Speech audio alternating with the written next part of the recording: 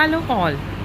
Today we are going to start our next part of lesson number 2, that is components of food. In the previous part we have studied about different components of the food and we have studied about carbohydrates and fats. Now we come to our next component of food is proteins. Proteins are categorized under bodybuilding food. They are required for growth, repair, and replacement of the worn out cells and tissues of the body. Muscles are made up of proteins, and examples of proteins are soya bean, pulses, peas, fish, milk, cheese. They all contain proteins. Proteins are obtained from both animal and plant sources like beans, dals, wheat, sprouts. They are included in plant source. Meat, fish, cheese, and are included in animal source. Now we will see how will you test that particular food sample contain the specific nutrients. Firstly, we will see test for protein. We will take food material which we have to test ki whether it contains protein or not. We make a paste of it and we put it in a clean test tube, and then we add 10 drops of water and shake well. Then using drops, add 2 drops of solution of copper sulfate and then 10 drops of caustic soda. Okay, then we'll shake it and we'll observe the change in color. If violet color appears, then it shows that food has protein in it. Caustic soda and copper sulfate, these are chemicals. Okay, अब इसके पीछे principal क्या है, जब caustic soda and copper sulphate react करते हैं and they are added to protein, the colour changes to violet. So this is the test for testing whether the protein is present in the food sample or not. We will see how will you test the presence of fat in a given food sample. We take a food sample, wrap it in a piece of paper and then crush it. Then we unwrap the paper and remove the crushed food, and we will hold the paper against light. What will we see?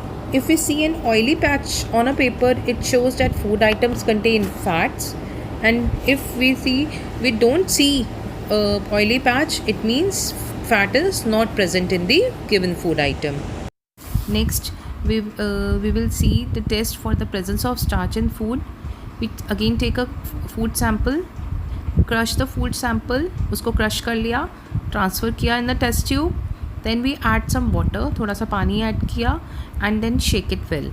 Now we will add iodine solution to the test tube and we will observe the record. If the food color changes to blue black, it means starch is present, because starch और iodine solution जब react करते हैं, मिलते हैं, they produce a blue black color. So this shows that starch is present, and if no blue black color appears, then it means starch is absent. Next component of food are vitamins and minerals. They help in growth and development of the body. Vitamins, they play a very important and vital role, and there are about 13 vitamins that have been recognized. 13 vitamins अभी तक recognized हैं, and vitamins help us to develop immunity also. Immunity so that our body can fight against diseases. तो vitamins हमें immunity provide करता है body को, and they are required in small quantity.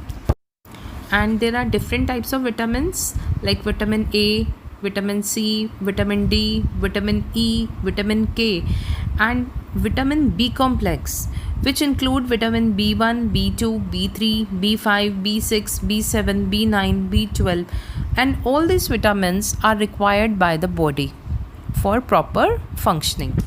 Now, vitamins are of two types. One is fat soluble vitamin and other is water soluble vitamin. So what are fat soluble vitamins? Like vitamin A, vitamin D, vitamin E and K. They are fat soluble vitamins. because they are stored in the fat tissues of the body and are used when needed. Another is water soluble vitamins, vitamin B complex and vitamin C. They are included in this category. These vitamins are not stored in the body and these have to be supplied regularly through food. If we look at the chart, I have mentioned here vitamins, their need for in the body and their sources, कहाँ से ये obtain होते हैं. So read this chart, okay. Next is with minerals. Minerals help in the formation of bones, teeth and red blood cells, and they also help in proper functioning of muscles and normal heartbeat. And they are divided into two categories: major nutrients which are required in large amount and minor nutrients which are required in lesser